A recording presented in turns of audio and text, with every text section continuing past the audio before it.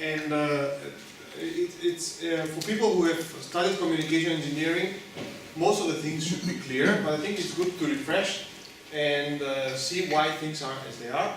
And for people who have a background in something else, like power engineering, I think it will be good to see how we as communication engineering think about things and why the systems are made the way they are made.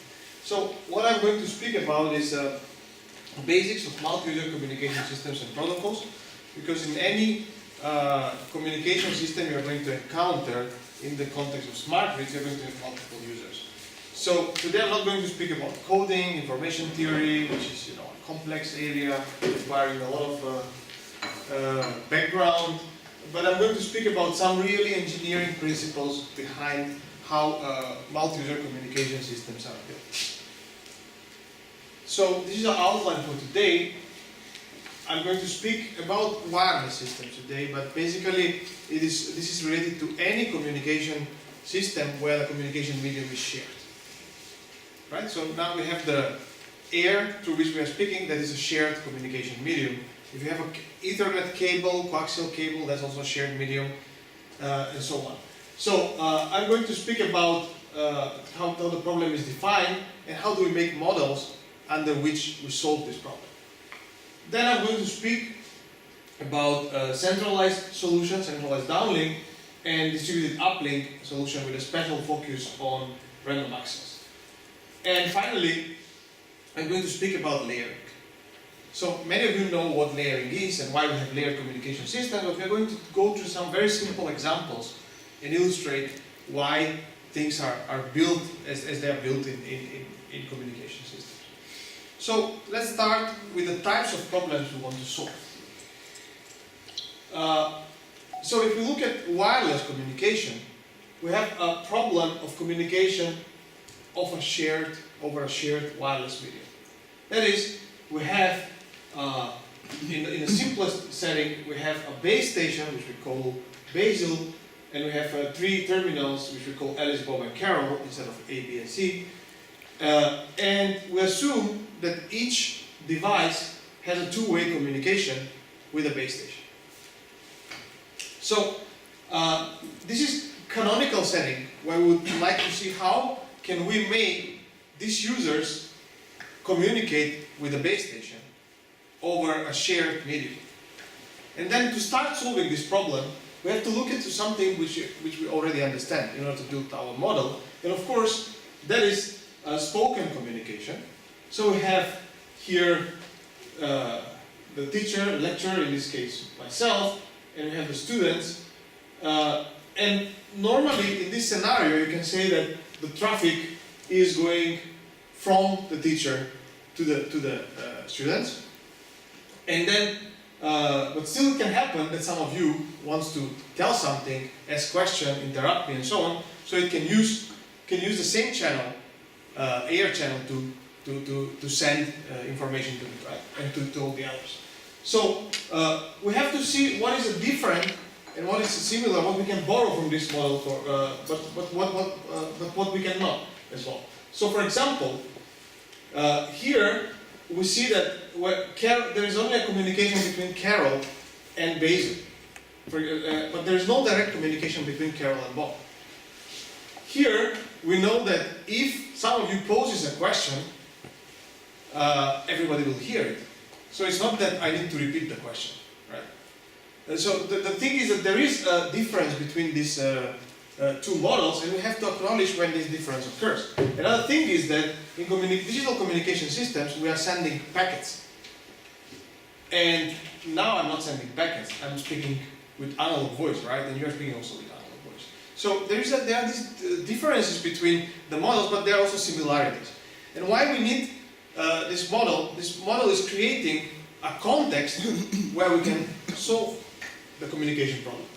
So, for example, that was a simple case of a base station and multiple terminals, but we can have another scenario where we have where Alice, Bob, Dave, and Carol are terminals, and anybody can communicate with anybody else with the direct two-way links, right? So this is a different problem, because here we have to take care about different types of links. So you see here the links are limited and they're more manageable. So, for example, how do I establish connection between Bob and Carol in this system? Any suggestion? Can Bob and Carol communicate in this system? A yes or no? I mean, can be yes or no? Yes. Through BASIC. Yeah, through BASIC. They can communicate through BASIC. So what does that mean? We have some basic functionality there. We do not have a direct link between Bob and Carol, but we can use that functionality in order to create a virtual link between Bob and Carol by using the two-way communication between Basil and Carol. So that is example of layering. So we have a basic communication system, and then on top of it we create a virtual link which does not exist originally in the system. This is a very simple but very fundamental idea in communication system. Then what does that mean? That if I look at these links here, they could be established directly with wireless link, but if I put in the middle here a base station, Basil, and then say that these links are not wireless, but they are actually virtual links to Basil, then I'm eventually serving the same purpose, right? Two-way communication between the devices. So what you have to get used to in communication systems is this layering, that you create some black box and then you use that black box to create something with it, right? So our black box in this case is the link between Basil and Alice and Bob and Carol, and then we use these links and create links on top of it. The whole internet is based on this idea. So then is this problem solvable? Well, it is, because we have a similar problem at a cocktail party, right? So we have people at cocktail party talking at different parts of the room, and they can hear each other, and they are not interfered from the people talking in the other parts of the room. So there is a way how to solve this problem, right? So the solution has two aspects. The first is, how do we want the solution to look like? So how, whenever you solve this kind of problems, you say, what is the ideal way I want this to happen? So how do I want the system to work, provided that I had a power, from above to move the things in an ideal way? That is one way. That is one question. So this is basically a specification of how the protocol will work. For example, one way to do it is if we have this scenario with distributed communication between Bob, Alice, Carol, and Dave, what we can do is, instead of solving this problem directly, enabling each of them to communicate with each other, we can say we can solve the problem in two steps. We first elect a leader, which maybe is Dave in this case. So Dave will serve as a base station. Once we elect the leader, we do not need to create new solution. We can go back to this case and use this solution, right? So that is the way how you think about, how you can think about the solution. And second point is how you implement those solutions in wireless devices. So basically, one way is how you want that to look on a paper, but the other thing is that when you're building a device, how does this device implement exactly the protocol that you want it to implement? So here we'll need to define what are communication modules and layering, and this is answer to the question how a programmer should think when trying to make a device which conforms to a specific protocol. Right? In any case, the first step is to select the communication model.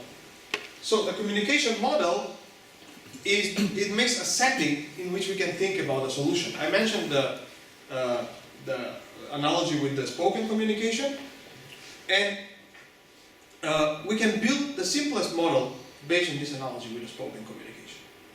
Okay? So there are three key features which we would like to take from spoken communication. The first is half duplex, meaning that a person cannot simultaneously talk and listen. So these are, these are not mathematically precise assumptions, because you can for sure find a person which can talk and listen at the same time. But most of the time, this is not the case, and we adopt this in our model. So model is just some simplified representation of reality. But of course there are, if you go, the more reality you add, the more complex the model becomes. So the question is, how do you solve your problem with simplest possible model? Then another thing is, which is a feature, it's a broadcast. Broadcast means that if Alice has information to tell to Bob and Carol, and both are in range close to Alice, Alice does not need to tell it to each of them individually. It just says it once, and both of them receive it. That's broadcast. So here you are around 20 people. I don't need to repeat everything 20 individual times. That's a broadcast. Interference means that if Bob and Carol speak simultaneously and Alice can hear both of them, then Alice cannot understand any of them. Because they are, they are interfering.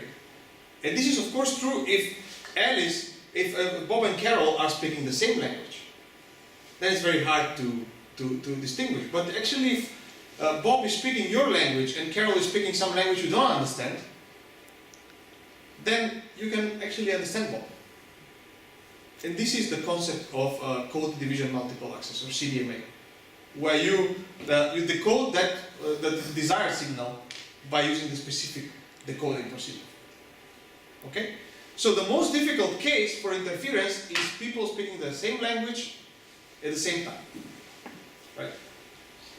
So this is again model of reality, but a common sense derived from spoken communication.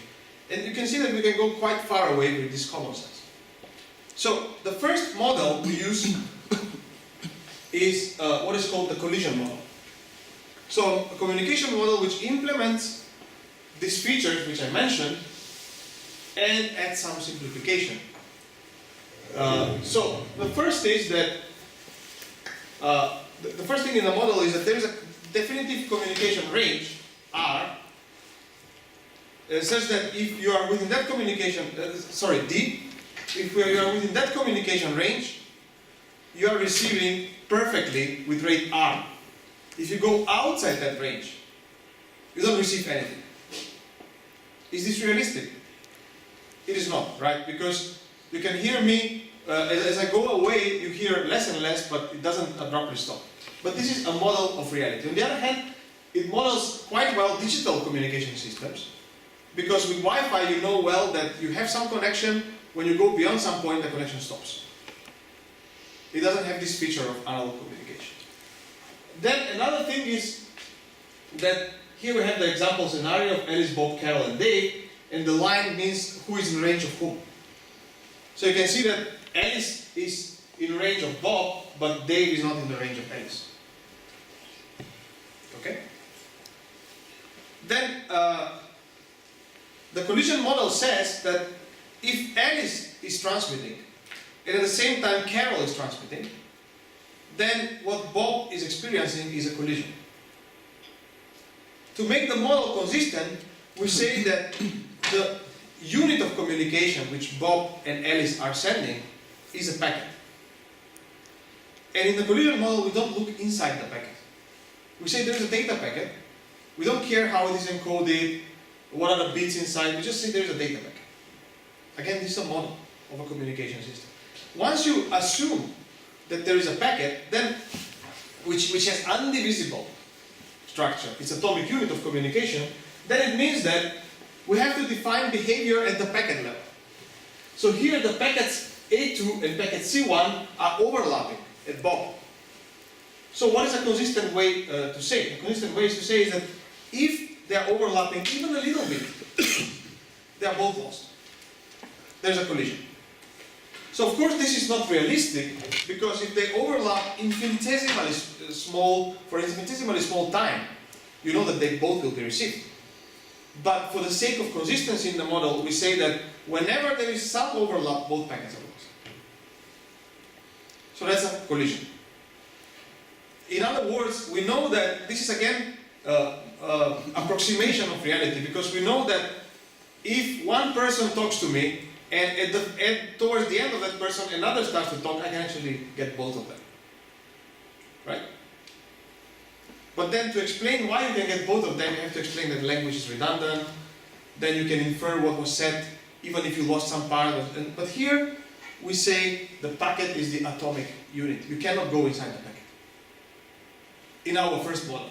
Then we will go inside the packet. Let's see how that will happen.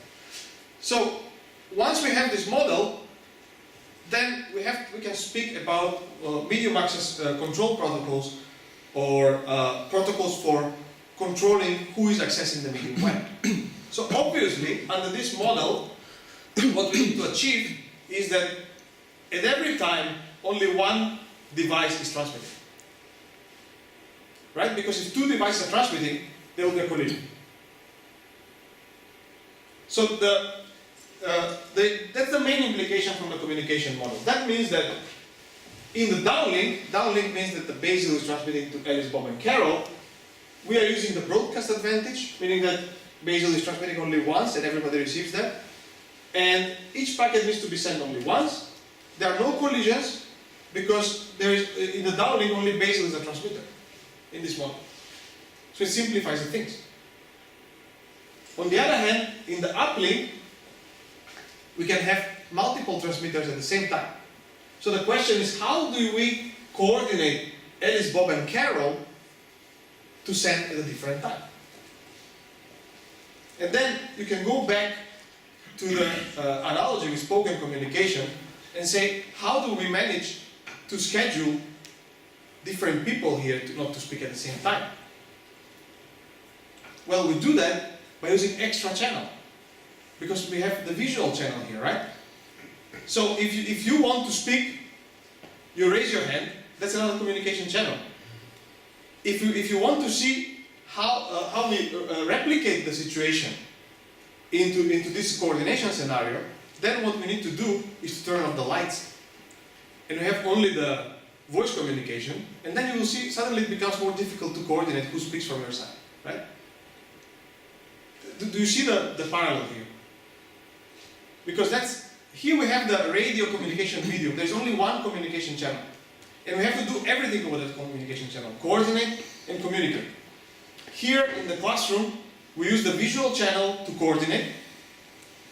And we use the audio channel to communicate. Right?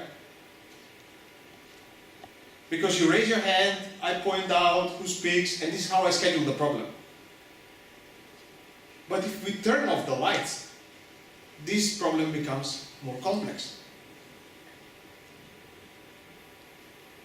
Okay? And this is what exactly we have in our situation. Room with turned off lights and coordinate everything through audio channel. So basically you use the same channel to coordinate and communicate. And even you come to a bootstrapping situation where you communicate in order to coordinate to communicate. Right? So where does it start? So let's see what are simple solutions to this problem. Let's look first in the downlink.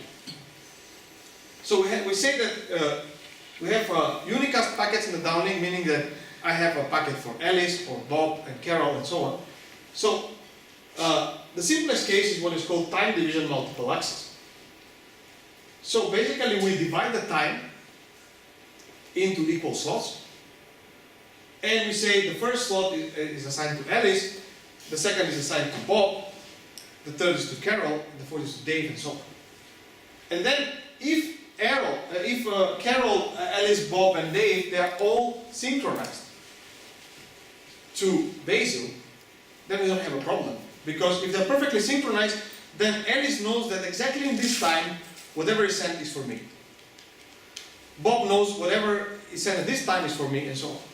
So, how do we find the individual throughput? Well, the data rate is R bits per second, right? So the frame has a size f. The total number of bits which are sent over the... let me just see what is the individual throughput. No, this is the total throughput. If we remove this f from here, then you will get R divided by Just let me see. Okay, yes. So we have n devices, and we allocate periodically fraction of 1 over n to the particular user. So basically, the data rate that each user gets is r divided by n. Okay? So, meaning that each user gets 1/n of the bits per second from the total throughput. So, what is the problem in this case? The problem is that we have fixed allocation. So, Alice, Bob, Carol, and Dave always have their slot, and they're getting their data from there, right? So basically, if they're perfectly synchronized, we do not need to change anything. The system would run forever. So in reality, you cannot be perfectly synchronized. So the question is, how do you reiterate your synchronization from time to time? Right? That is one question. Another question is, what happens if they don't have the same traffic requirements? If Alice wants more data, Bob wants less data, and so on. So as long as this allocation is fixed over time, from -infinity to infinity, you can use this structure. Because here, Alice knows that her slots are 1, 4, 5, and then 1, 4, 5, 1, 4, 5, periodically. So this cannot cope with a situation where Alice suddenly doesn't have so much traffic to receive, but Bob has a lot of traffic to receive, right? So this cannot cope with this situation. The thing is that to cope with that situation, you need to reallocate the resources. But look, here in our model of packets, we do not have any place where we can reallocate the resources, right? How will you, in this system, reallocate the resources? I think it's not possible.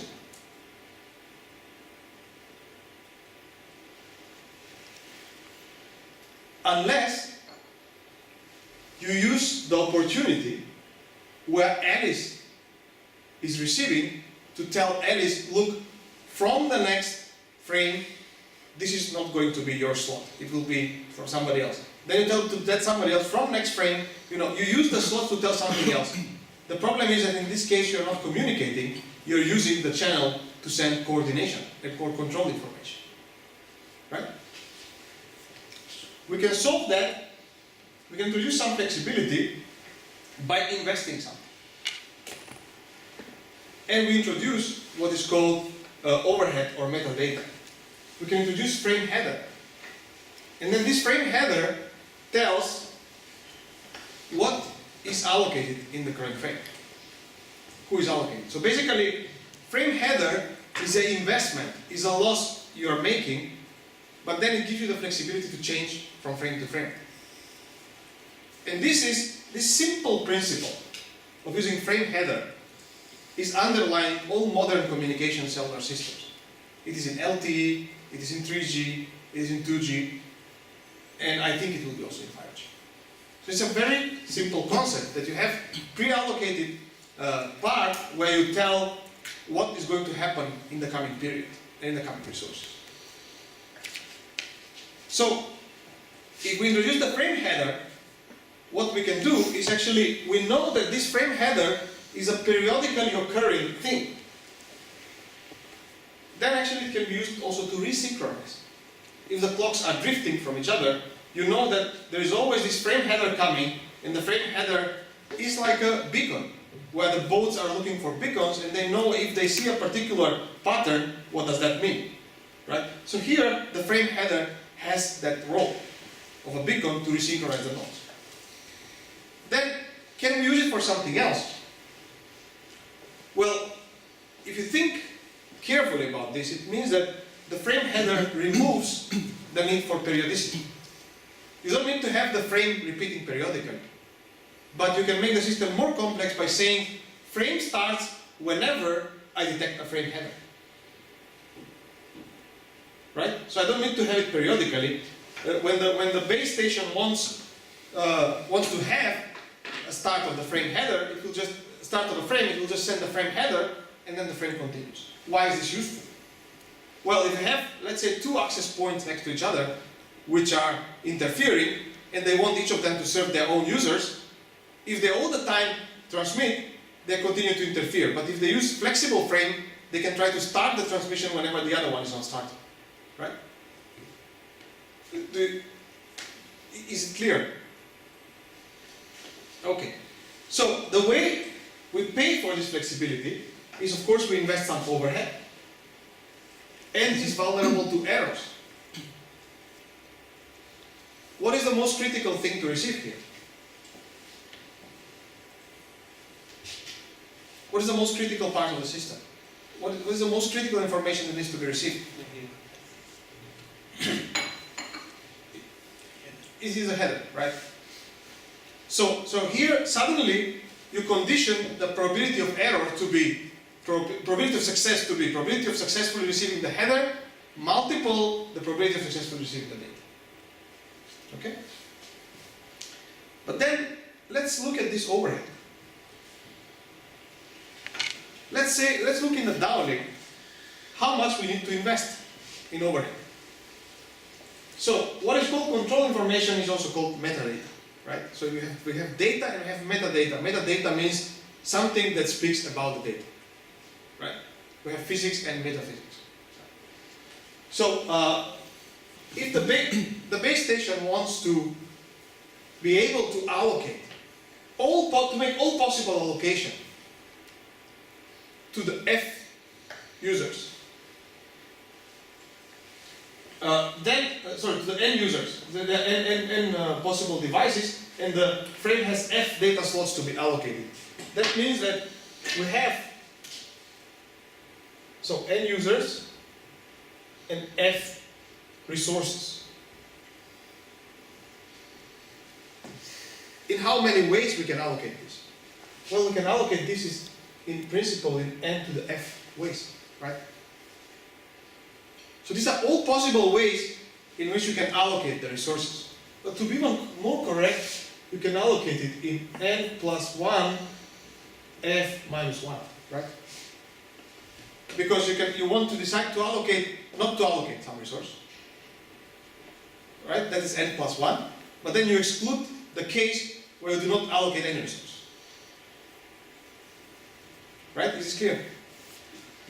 So that means that to describe the allocation that follows in the frame, you need to reserve number of bits which corresponds to it. Right? So you need to have at least logarithm 2 N to the F bits to be able to describe any possible allocation. And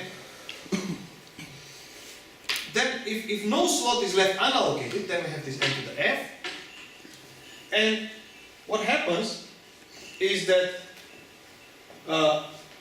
this is upper bounded by this expression. How do we interpret this expression? N max is the maximum possible number of devices that you can have in the system. How do we interpret this expression?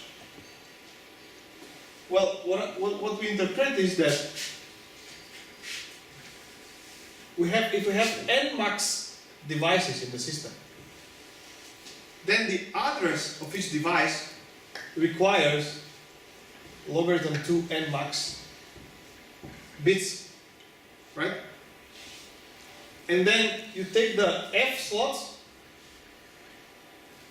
this is F, and in every slot you are putting logarithm 2 N max bits to tell which device has exactly that slot. Right? So this is a inefficient description of the allocation. I think this is important to notice because I've noticed, talking to some people working in energy, that they encounter this kind of situation where they need to allocate some resources, and they need to optimize this. So what I'm trying to say is that this is the obvious way to do it. You allocate address to a device and you say device with address A goes in the first slot, device with address C goes in the second slot, and so on. but there is more efficient way to address, because if you take logarithm 2 of n to the f, that's always less than this f times logarithm 2 n max. So, is this significant? Well, it's becoming more and more significant. First of all, we have only few bits, let's say, because this could be very negligible compared to the total data we need to send. But as I said, the header is critical. So this needs to be sent very reliably, the information of the allocation, because if you fail there, everybody fails. Right? So another point is that now, as we go to the M2M communication, which is another point, or machine-to-machine communication, which is the relevant type of communication for the smart grid, then suddenly you have that the data and the control information become almost the same in size. So how do you prioritize? This is a research question. So let's look now at the uplink. In the uplink, the problem is that Basil may not know in advance how much data Carol or Alice have to send in a given time. So basically, what happens is that Basil is sending the frame header. So in the same way as we have the frame header for downlink, we can have the frame header for uplink. So Basil is sending this frame header and saying, after this frame header, please transmit your data. So basically,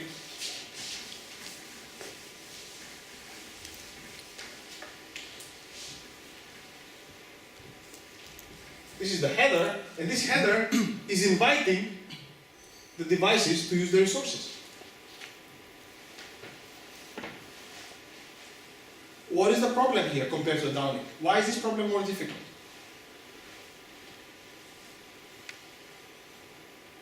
Any guess? Why is this problem more difficult? Or is it the same? You cannot suppose scheduling of transmitting. You cannot create an advanced header. So basically you cannot, in the previous case the data comes from you. In this case you don't know who has the data, right?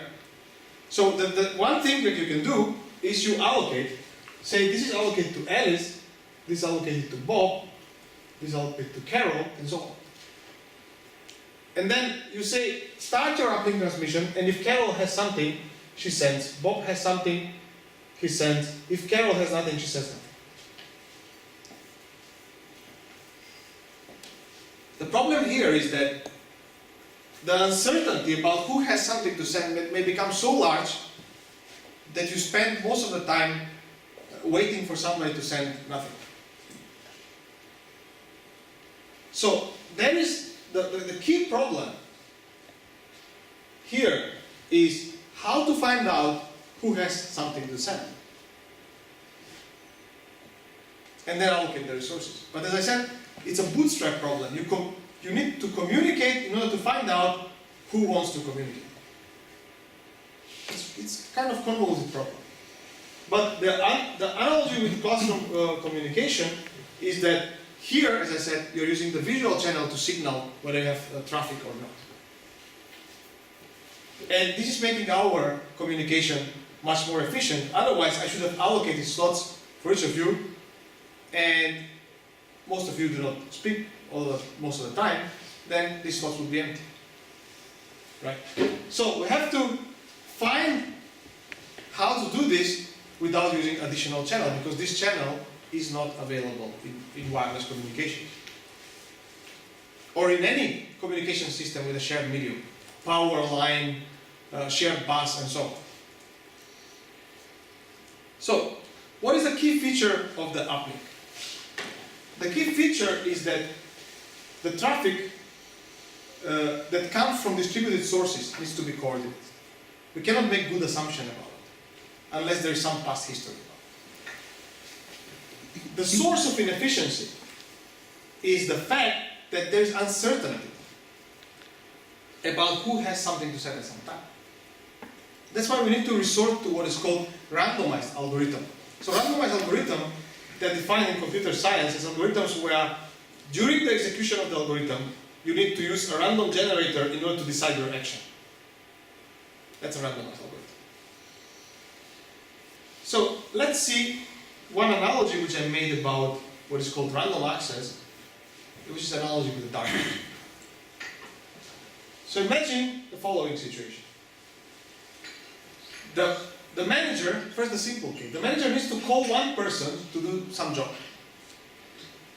The candidates are in a dark room, not the best condition the syndicate has negotiated, but that's it. The candidates are in the dark room.